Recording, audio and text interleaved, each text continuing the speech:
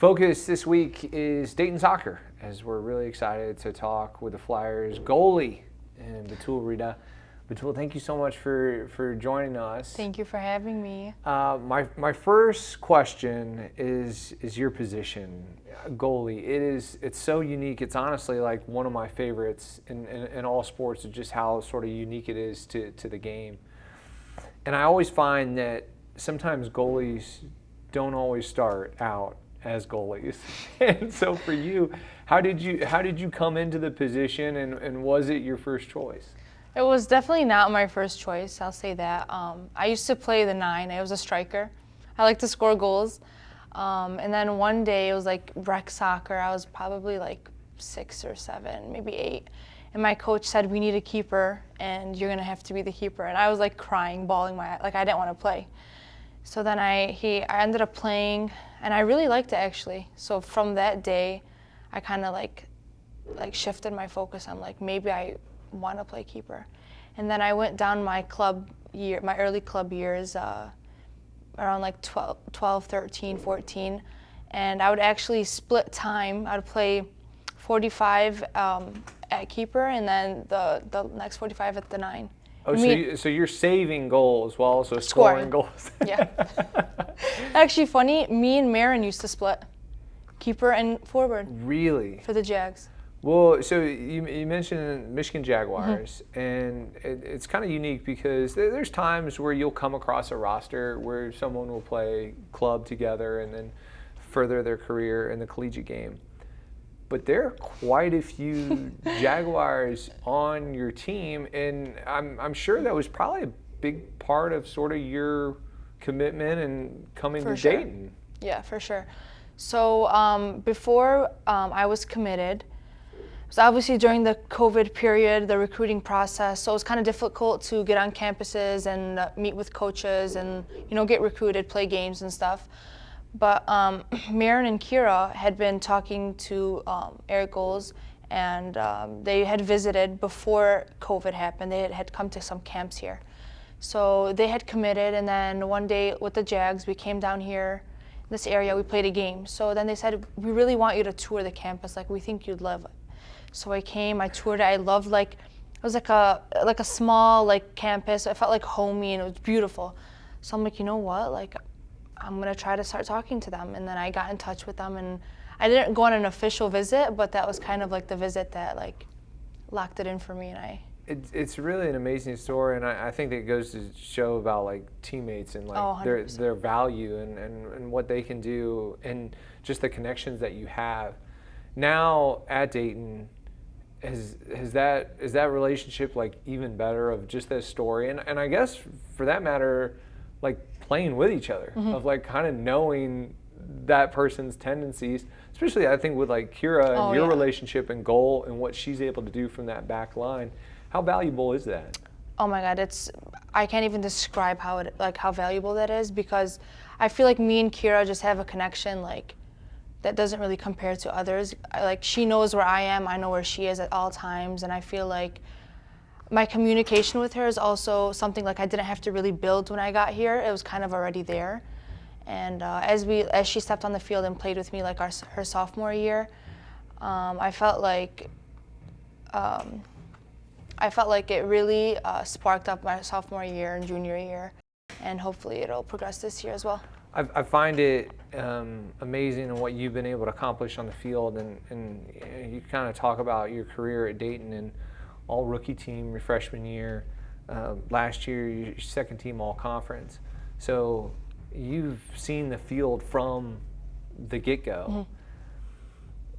And going back to sort of how we started with goalies, I always like to follow up a question about finding that position and sort of your love for it to, are you superstitious? Oh my God, big time, big time, big time, big time. I mean, it starts from from the morning I wake up. I like to have a coffee, before my walk through that day.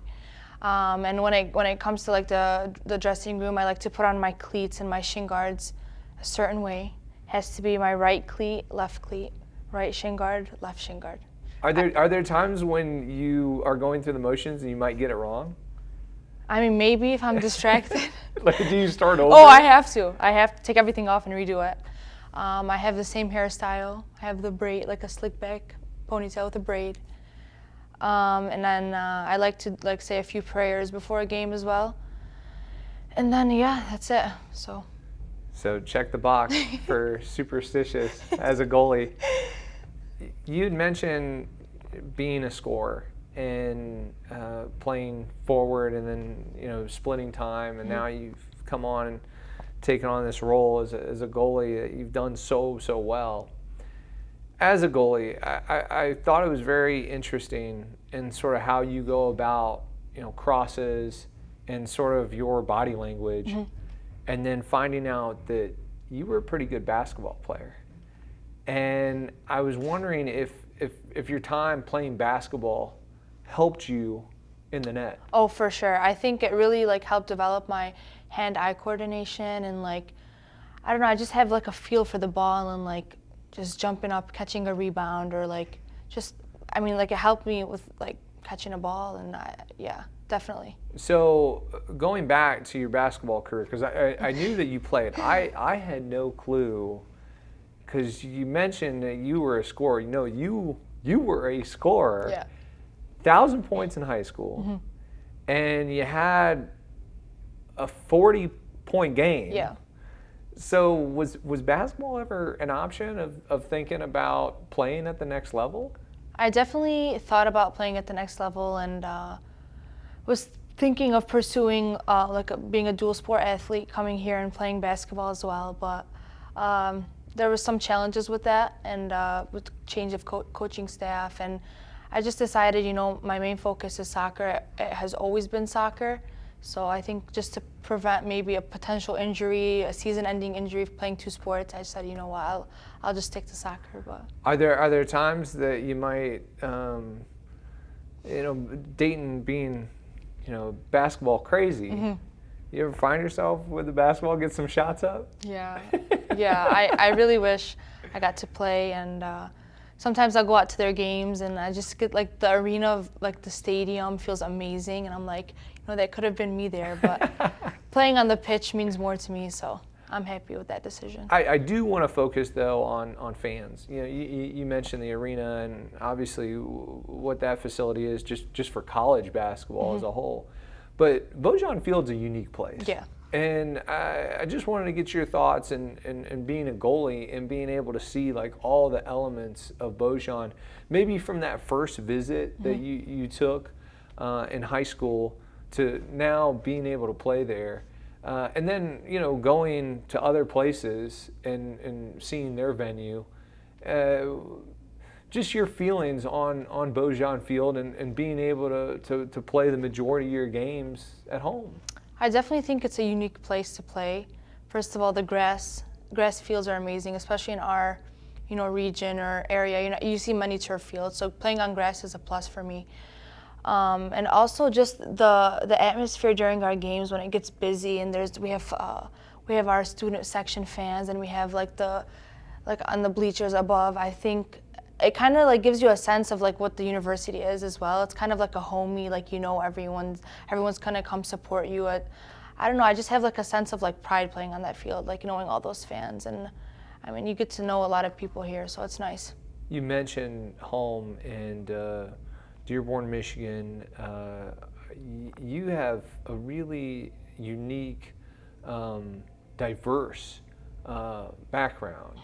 And I was wondering if there's a chance for family and friends, and not that long of a drive, to come and see you play for your home games. Yeah, for sure. My mom and my siblings like to come out a lot. I have aunts and uncles who come, friends who come with. It's only a 3-hour drive, so they can come and go in the same day if they wanted to. So, staying close to home as well was a big thing for me.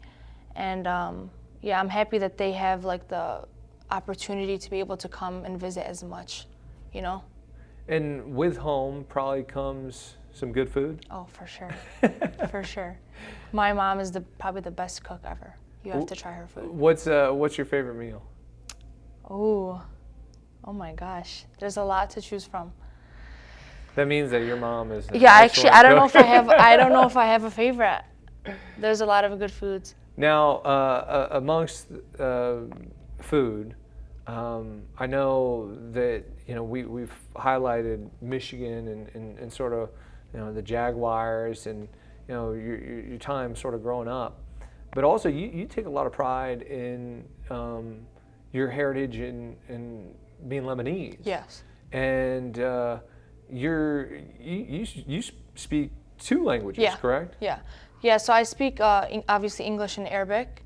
I grew up actually speaking Arabic only, and I kind of learned English throughout the school system. But yeah, I definitely embraced my Lebanese culture and my Muslim faith as well. Coming from such a highly populated Arab and Muslim community, I take pride in that.